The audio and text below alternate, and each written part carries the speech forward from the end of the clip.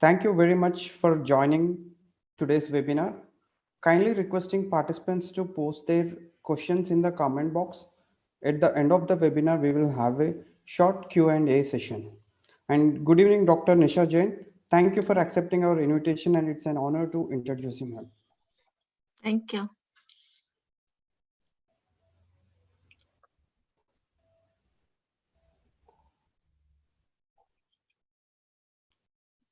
Dr. Nisha Jain, actually, madam doesn't need any introduction.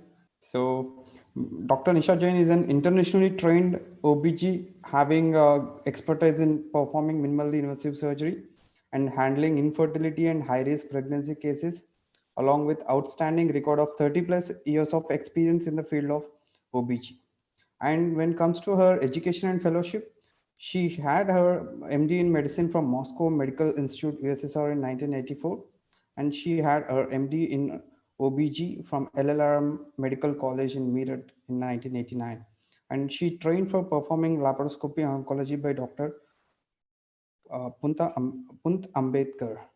And she had achievements comes when it comes to the achievement she received gold medalist in MD medicine, and she is a Foxy certified gynec endoscopic surgery trainer, and she is a founder and president in Northwest Gynec Forum from 2000 to till date, and she is a fellow guide for Dawn and DGO and active participant at All India Conference of Obstetrics and Gynecology.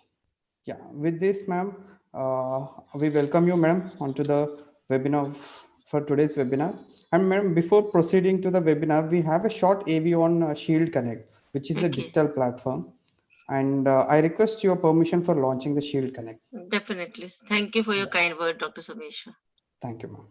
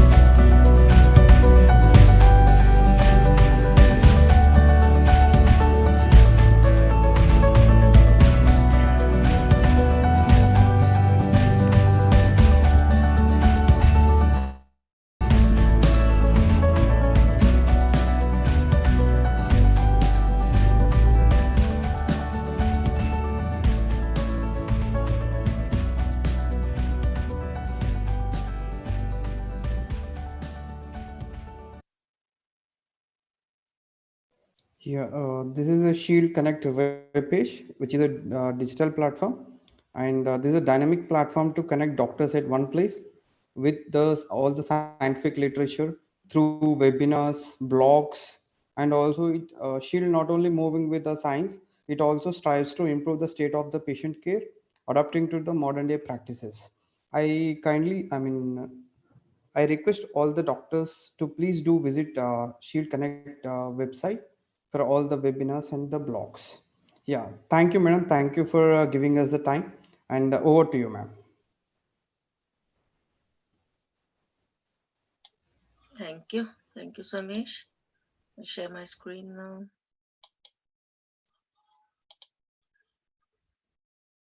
Right. So,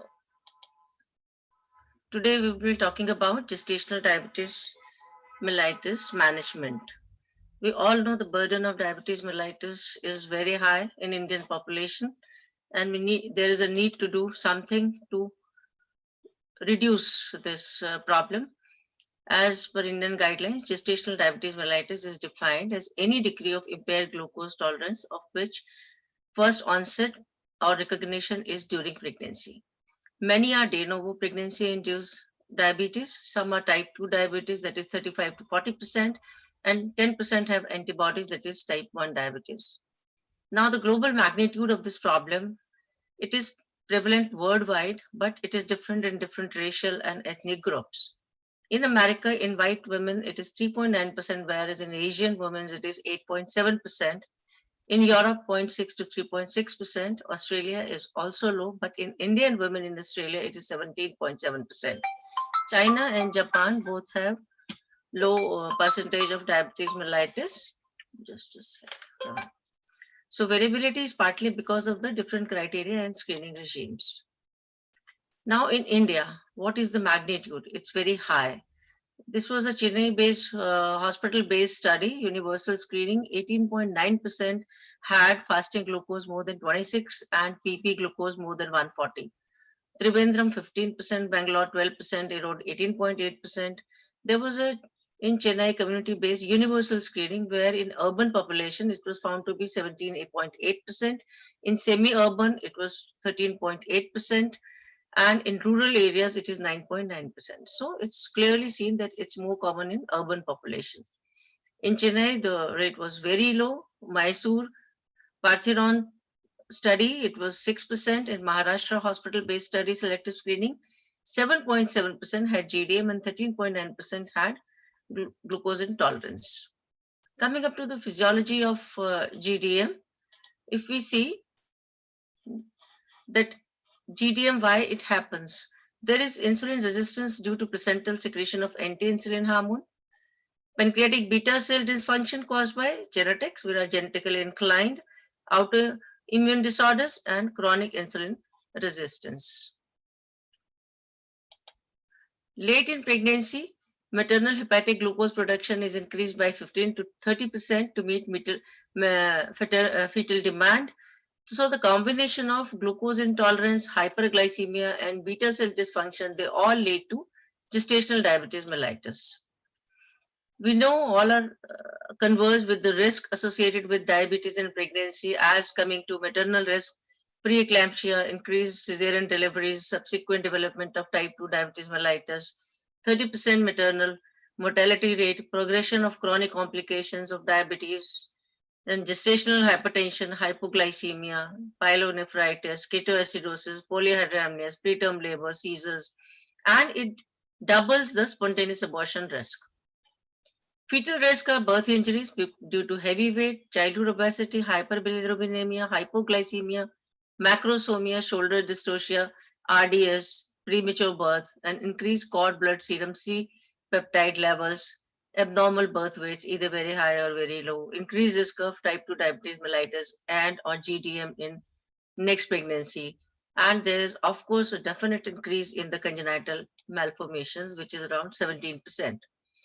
So 2/3 of CVS and CNS malformations are associated with diabetes mellitus and in GDM. In GDM, it is 13 to 20 times more common. Cardiac anomalies, including great vessel anomalies, are most common. Spina bifida and anencephaly are increased by 7.2%. Skeletal abnormalities like cleft lip palate, caudal regression syndrome, GI duplication, ureteric duplication, and anorectal atresia. So these are the congenital anomalies we see associated with GDM, and there are many more. So what is the fetal programming in GDM? First scenario, if we take a woman who is overfed, who is obese. So what happens? When the woman is overfed, too much of glucose is there in her blood.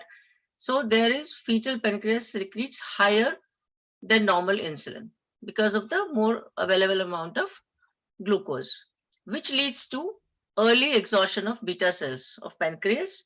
Later on in future, there are chances that this fetus would develop type 2 diabetes mellitus or GDM When insulin requirement rises, pancreas fails to reciprocate.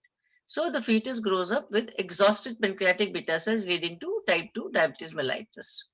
If we see in underfed maternal starvation state, it again leads in the baby for future GDM or diabetes mellitus, because the programming, because there was lesser amount of glucose, so the fetus is programmed to produce less insulin, which leads to fetal pancreas production capacity goes compromised. And when insulin requirement rises, the pancreas fails to reciprocate. So here the fetal grows up with subnormal capacity to produce insulin, leading to type 2 diabetes mellitus, or if it's a female, a gestational diabetes. So how this fetal programming happens in GDM? This is the disease and this is the healthy curve. So when it is a disease, either underfed or overfed females, their children are prone to have diabetes mellitus in their life or GDM. Well, those who are healthy or whose blood glucose level is properly managed, they are healthy and they give birth to healthy fetuses.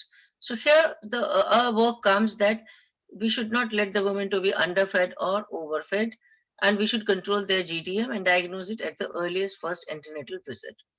As per WHO classification, there is type 1, type 2 diabetes, GDM, and other forms of diabetes mellitus. How it happens? Glucose intolerance that appears or is recognized for the first time during pregnancy, it is closely associated with type 2 diabetes mellitus. Insulin resistance is common in both GDM and type 2 diabetes mellitus. So the question is, why don't all pregnant women develop GDM? Because either they are overfed or they are underfed, and there are placental hormones they are working, or there is insulin resistance. This all leads to the development of GDM. Whereas normal placental hormones, no insulin resistance, and normal glucose during pregnancy leads to a normal baby. Post-pregnancy placental removal, so the placental factor is gone, and normal insulin resistance. So thereby post-pregnancy, the sugar is bound to decrease and the requirement of drugs is bound to decrease. In normal pregnancy, pancreas has enough functional reserve to counter insulin resistance. In GDM, pancreas reserves are lower. Women with history of GDM have up to 60% likelihood of developing GDM in future pregnancy. The main reason for this high probability is that as time goes by, functional reserves of the pancreas are reduced. So this is the red line which shows those women who are prone to GDM or diabetes mellitus later on in their life. And this is the green line which shows that these women would never develop diabetes because their blood sugar level is above the threshold level. Now, what are the risks for gestational diabetes mellitus? We know gestational diabetes mellitus, if the patient had in previous pregnancy, there are 60% chances of this patient developing GDM in next pregnancy. If the BMI is more than 25, ethnicity, Asian, Native Americans, Pacific Islander, Black, Hispanic, and of course Indians are most prone to GDM and diabetes mellitus. Diabetes in first degree relative, weight gain of more than 5 kg since 18 years of age, maternal age older than 35 years, gestational weight gain in excess, and macrosomia in previous pregnancy. So these are all risk factors for a patient to develop diabetes mellitus. This is an epidemic unfolding in India. These are the results of the Women in India with Gestational Diabetes Mellitus Strategy Program jointly conducted by the International Diabetes Federation and Madras Diabetic Research Foundation. So what they found, there's high prevalence. In India alone, GDM affects 5 million women each year. It is a serious problem as pre-diabetes and diabetes affect approximately 6 million births in India alone, of which 90% are due to GDM. It is underdiagnosed because they are not screened properly during their first antenatal visit and then at 24, 28 weeks. And most physicians do not know when to screen despite clear-cut national guidelines. GDM Indian perspective, it is defined as diabetes diagnosed in second and third trimester of pregnancy. In India alone, GDM complicates nearly 4 million pregnancies annually. Fetal origin of adult disease hypothesis here works as GDM marks a vicious circle in which diabetes begets more diabetes. a legacy of affected mother and her offspring to face long-term consequences. And there are a wide range of GDM prevalence in our country. We all know Government of India mandate is to screen all Indian pregnant women for GDM, but there are issues in its operationalization at primary healthcare level. As per DLHS 4 2012-13 study, only 59% of government health services utilize for antenatal checkup. So many women don't even come to a doctor or to a practitioner. Only 44% government doctors employed OGTT to diagnose GDM. Random blood glucose or fasting blood glucose or PP blood glucose is used for diagnosing GDM outside the recommended national regime of 75 milligram OGTT. So there is an urgent need to curb this problem. How we can do it? The very important point is the universal first trimester screening with 75-gram OGTT test. And after screening, if it comes positive, then patient education is very important, what all she can have in future. It is not just this pregnancy, and later on in life, it's going to affect her and to change her lifestyle and eating habits. To do this, we need medical fraternity education because so many of our colleagues, they don't screen the woman at the first trimester with 75-gram OGTT. If it is screened and it is found that the patient is positive, early management and preventive steps are to be taken. And use of single step OGTT using S75 is the national guideline, part of routine assessment for any woman it should be. As per American Diabetic Association, they take fasting glucose more than 95, 1 hour 180 and 2 hour 155 to diagnose diabetes. Whereas as per WHO guidelines, fasting more than 95 or 2 hour more than 140, one of these two is sufficient to diagnose diabetes in pregnancy. Now in India, when and whom to screen? 75-gram GCT with a single post glucose at 2 hours is sufficient as per our national guidelines. If it is more than 140, it is GDM. If it is more than 120, it is pre-diabetic state. So both of these need treatment. So there is a universal screening as per Indian guidelines. The first trimester, if it is negative at 24 to 28 weeks, if again it is negative, then at 32 to 34 weeks. And we all should follow these national guidelines because we are a diabetic country. So this, according to the Ministry of Health and Family Welfare guidelines, pregnant women in community testing for GDM at first antenatal visit with 75-gram OGTT.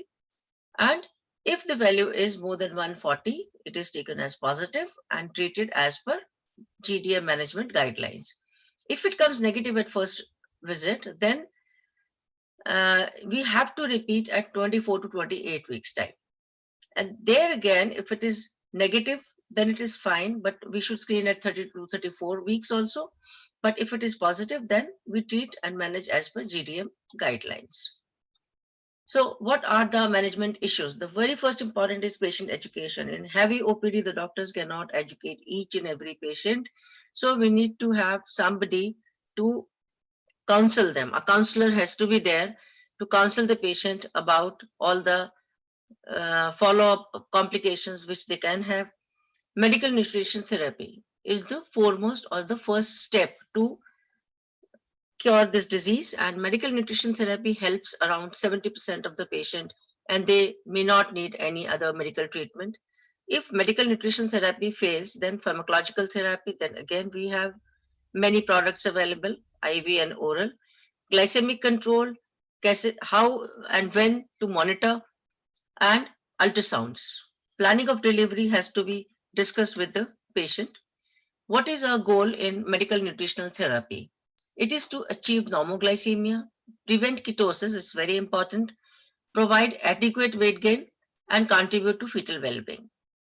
In nutritional plan, what we do is calorie allotment, calorie distribution, and carbohydrate intake. So on this basis, the nutritional plan is developed. So for calorie allotment, 30 kilocalorie per kg current weight per day in pregnant women who are BMI 22 to 25. Say normal BMI. Normal BMI 30 kilocalorie per kilogram. If the BMI is more than 25, 26 to 29, then it is reduced to 24 kilocalorie, but in obese women whose BMI is more than 30, only 12 to 15 kilocalorie per kg of current weight. But if the patients who are very lean and thin, who are not properly fed and BMI is less than 22, the requirement is 40 kilocalorie per kg of our current weight in pregnancy. Coming up to carbohydrate intake, PP blood sugar concentration can be blunted if the diet is carbohydrate restricted. So complex carbohydrates such as those in starch, vegetables and fruits is recommended. Carbohydrate intake is restricted to 33 to 40% of kilocalories as per WHO, with the remainder divided between protein and fat. With this calorie distribution, 75 to 80% of women with GDM will achieve normoglycemia. So there are variable opinions about the carbohydrate diet and its and how the diet should be planned. So there are different diet plans for different patients, obese or very obese. Most programs suggest 3 meals and 3 snacks. However, in overweight and very obese women, the snacks are often eliminated. The breakfast should be small, approximately 10% of total calories to help maintain postprandial euglycemia. Carbohydrate intake at breakfast is also limited since insulin resistance is greatest in the morning. At lunch and dinner, 30% of calories, and snacks of the leftover 30% calories divided into snacks. But if the woman is very obese, these snacks are omitted. Now, patient has to monitor blood glucose at home. So they need to be taught about how to maintain their logbook and calibrate the glucometer frequently.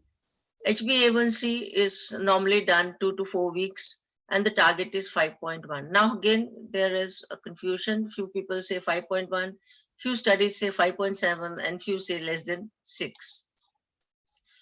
According to ACOG guidelines, fasting venous plasma should be less than 95, 1 hour postprandial less than or equal to 140 and 2 hour less than or equal to 120. Pre-meal less than 100 and HbA1c less than 6. According to American Diabetologists Association, pre-meal 80 to 110 and 2 hours postprandial 155. So these are not glucometer recordings, these are venous plasma targets. Now, if fasting glucose is more than 120, consider it a diabetic and start the therapy, which is medical nutritional therapy for 2 weeks. And if the majority fasting glucose is more than 95 or PP more than 120, after medical nutrition therapy, then we can consider insulin or oral hypoglycemics. Finally, 15% of the patients would need insulin, and the total dose varies from 0.7 to 2 units per kg. So if fasting blood glucose high, then we give a long-acting NPH, 0.2 units per kg at night. If PP blood sugar is high, then a bolus of 1.5 units per 10 gram of carbohydrate for breakfast and 1 unit for the carbohydrate intake, 10 gram of carbohydrate intake for lunch and dinner. If both pre and post are high, or if the woman's PP glucose level can only be blunted if starvation ketosis occurs, then the regime of 4 injection is taken. Total 0.7 units per kg up to 18 weeks, 0.8 units up between 18 to 26 weeks, 0.9 units between 26 to 36 weeks. And of course, after 36 weeks, the requirement increases. So 1 unit per kg from 36 weeks to term. But in a morbidly obese woman, the initial dose of insulin may be from 1.5 to 2 units per kg to overcome the combined insulin resistance of pregnancy and obesity. Now, oral hypoglycemics in pregnancy. This is a systemic review by Johns Hopkins University. Maternal glucose level did not differ substantially between gravida treated with insulin versus those treated with oral glucose lowering agents. There was no consistent evidence of an increase in any adverse maternal or fetal outcome with the use of glyburide, carbose, or metformin compared with the use of insulin. But as the studies were small, short, data was inconsistent, ADA, ACOG, and US FDA do not endorse it.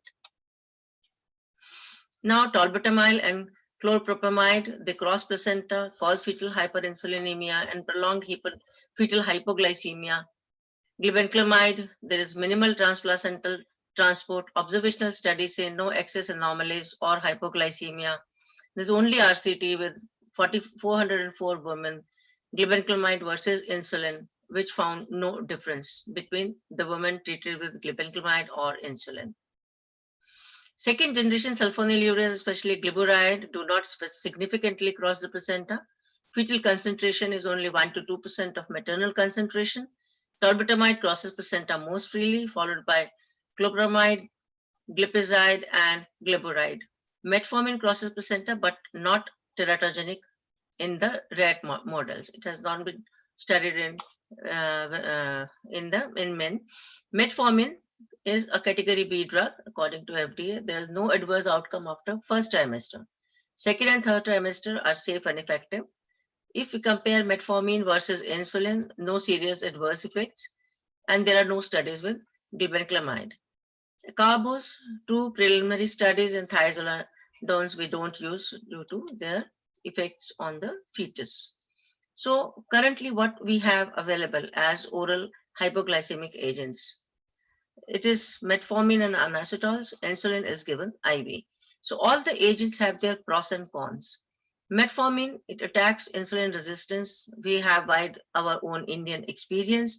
Cons is that does not prevent this GDM, cannot manage severe cases, not tolerated by all, and crosses placental barrier. Fetal risks are unknown, and as per US FDA, it is category B drug.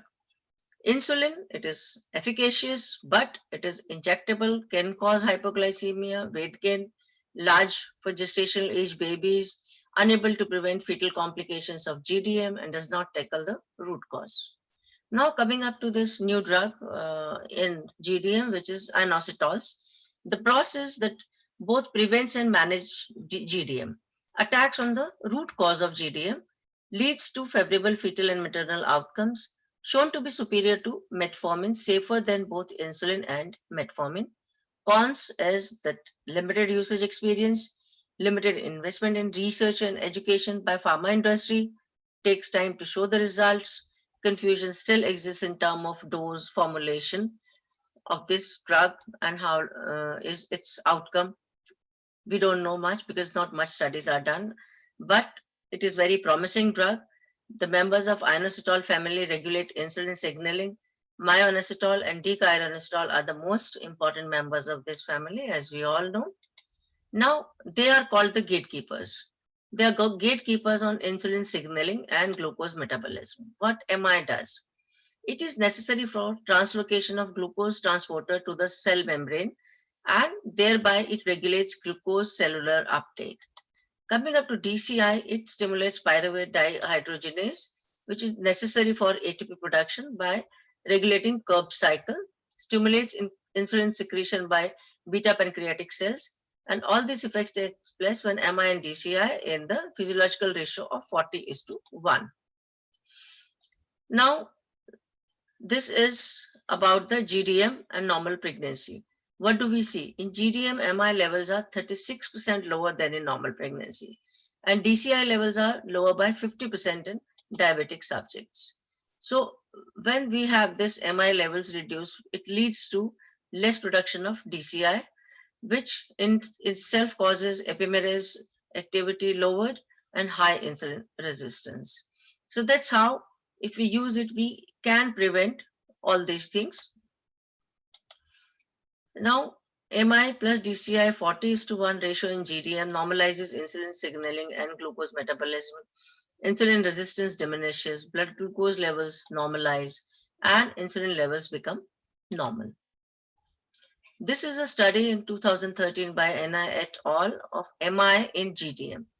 So in study, there were two arms. One arm, they took one group, they gave 4 grams of MI. In another group, only folic acid. So to conclude, in MI group, the GDM rate was very, very low, 80% lesser, and macrosomia was about nil in the group which was taking MI. Then another study, it is the patients who are already identified as GDM, then 4 grams of MI versus folic acid, 8 weeks therapy. The results were that the fasting glucose was better controlled in MI group, fasting insulin was better in MI group, and HOMA-IR index was again within normal limits, and adiponectin was high in the group who were using MI. So it's X at all the levels and all become within normal levels.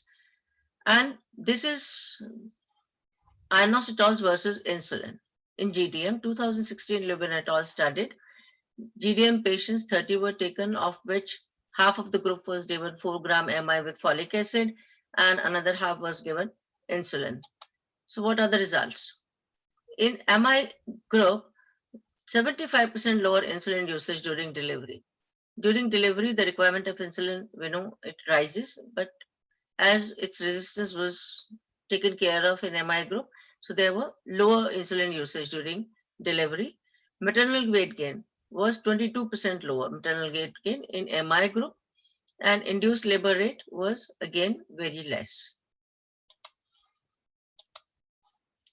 Now, MI plus DCI or MI alone. Now we have to see what we have to give to our patients. If we give MI, it regulates cellular glucose uptake. DCI, it regulates utilization of this intracellular glucose into energy.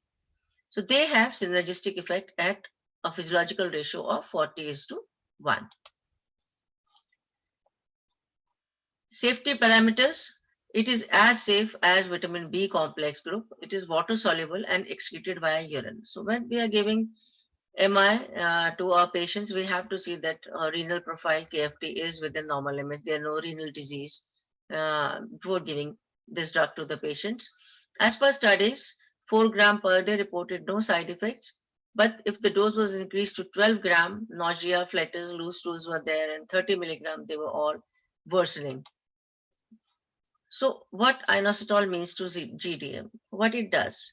With inositol, we see less RDS in the babies, less macrosomia, less shoulder dystocia as the weight is not too much, less neonatal hypoglycemia, less polyhydramnias, and less preterm deliveries. So this was a trial, 2015, Zheng et al., about inositols in GDM. The trial reviewed, and in this meta-analysis conclusively revealed the following point. Myo-inositol therapy prevents GDM if initiated right at the start of pregnancy, and it effectively manages GDM.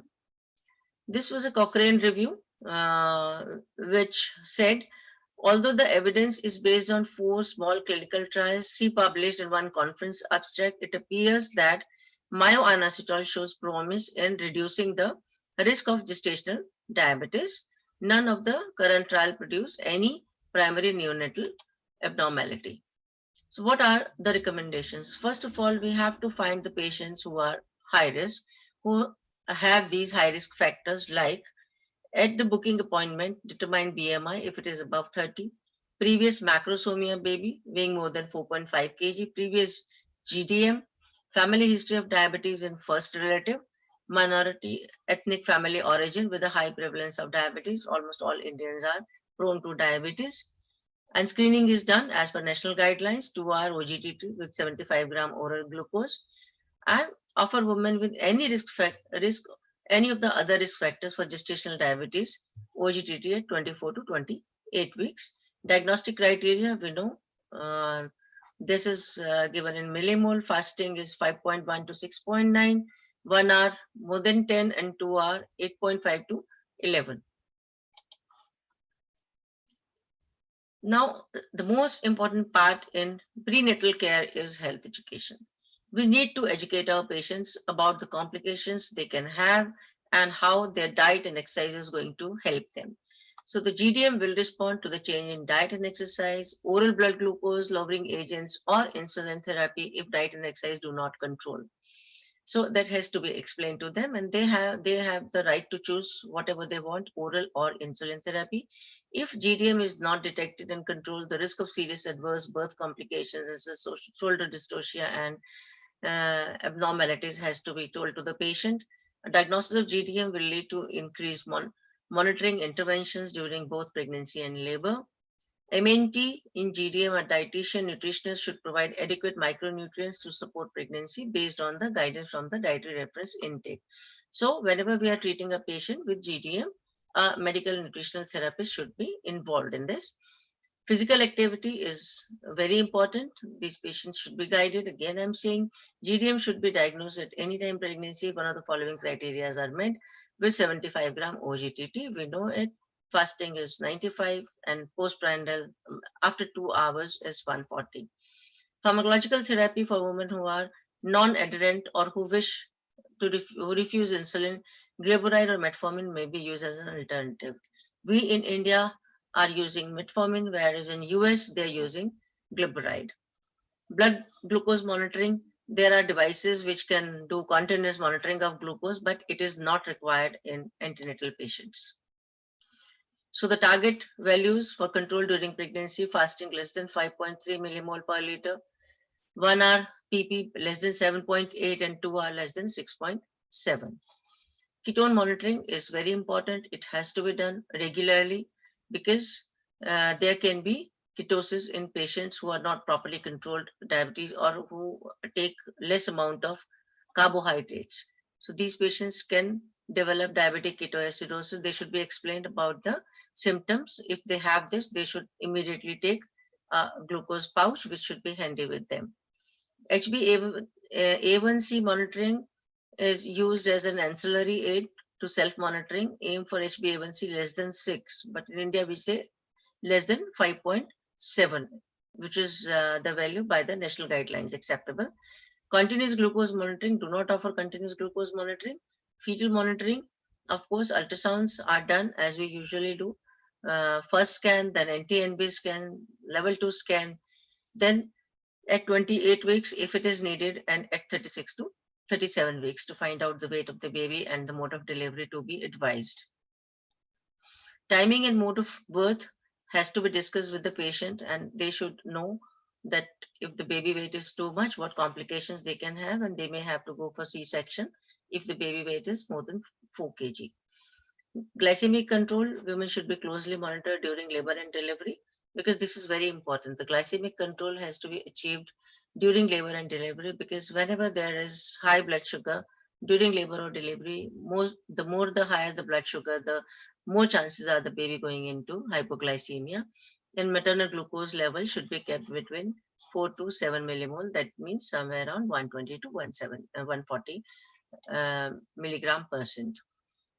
In neonatal care, measure the infant's plasma glucose at 1 to 2 hours of age, 4 hours, and then 4 hourly before feeds until there have been 3 consecutive readings of more than 2.6 millimole per liter. And carry out blood tests for polycythemia, hyperbilirubinemia, hypocalcemia, and hypomagnesemia for the babies who have clinical signs. Postpartum. Normally, we deliver the patient. Postpartum, the blood glucose comes within normal limits, or on oral hypoglycemic agents, we discharge the patient, and the patient may not turn up. So here we need to educate our patients that later on in their life they can develop GDM, they can have diabetes mellitus type 2 and GDM in their successive pregnancy. So they need to watch their weight and blood sugar. So women should be encouraged for breastfeeding because breastfeeding decreases insulin resistance. They can resume to continue take metformin or glibenclamide immediately after birth, but should avoid all other oral hypoglycemic agents while breastfeeding. Patients should be informed about increased risk of future diabetes mellitus and hyperglycemia of future pregnancy. So they should be offered lifestyle modification and weight control, diet control, and exercise. All the patients should be offered first a postnatal test at 6 to 12 weeks to exclude diabetes mellitus by OGTT or HbA1c. This is mandatory that at 6 weeks or 12 weeks, we should call these patients and get their test done to see if they are heading towards diabetes mellitus. To summarize this, MI-DCI can prevent diabetes mellitus or GDM if given early in pregnancy. MI-DCI can effectively manage GDM in established cases. It is shown to be more effective and safer when compared to metformin. It has been shown to be as effective as insulin, but it is safer. These results are seen only when MI and DCI use in a ratio of 40:1. So they are critical for the healthy pregnancy. We should have more trials, more clinical trials to see its efficacy. And we can use this drug. These are the references. And there is a need to control GDM and to diagnose GDM as per our national guidelines. Thank you so much for patient hearing. Now we can take up the questions. Yeah. Thank you, ma'am. Thank you very much for your excellent and superlative talk. And Thank it's you. always an honor and learning to hear you, ma'am. And madam, if you allow me, then we will have a short Q&A session. Okay. Yeah. So I'll read out the questions from the comment box for you. Yeah. Yeah. Dr. Manjusha Goyal is saying that nicely explained, Dr. Nisha. Thank you, Manjusha. And we have one question, madam. Yes. Uh, what is the postpartum follow-up in GDM patients? Yeah, I just now in my slide I said that postpartum follow-up is important. At 6 weeks, we normally call our patients for postpartum checkup. That is the time we should get an 75-gram OGTT done. And basically, recommendation as per our national guidelines is at 3 months. At 3 months after pregnancy, after delivery, we should do a 75-gram OGTT. If it is normal, it's fine. We can tell the patient to get a yearly monitoring done. But if it is there, so as per her condition, the treatment should be started. Yeah. Thank you, ma'am. And we have one more question. Whether a lean patient who has past history of PCOS should be screened at the first prenatal visit for GDM? Absolutely. It's very good, like prenatal. Prenatal screening is really good if the patient comes, if they are educated enough and they come for prenatal screening. We need to do 75-gram OGTT test at prenatal time so we can give them required medications and advise along with folic acid. So prenatal screening is very, very good. Yes, thank you, ma'am. And we have one more question. What is the best test for the screening GDM? It is national guidelines. It has been 75-gram oral glucose, and after 2 hours, you do a test of blood sugar, and that is what is a national guideline, and we should all follow it. Thank you, ma'am. And there is a appreciation message from Dr. Kirti saying that it's a nice topic and nice talk. Thank you. Yeah. And ma'am, I don't find any questions in the comment box. So if you allow me, then we will close this webinar. Yeah, definitely. If there are no Yeah. questions, we are happy. Yeah. Thank you, ma'am. Many thanks and for your giving your valuable time for Thank us. you. Yeah. Thank you, Dr. Sara. Yeah. Thank you, ma'am. Thank you very much from Shield and many thanks from the Shield team. And thank you once again to the participants and Dr. Nisha.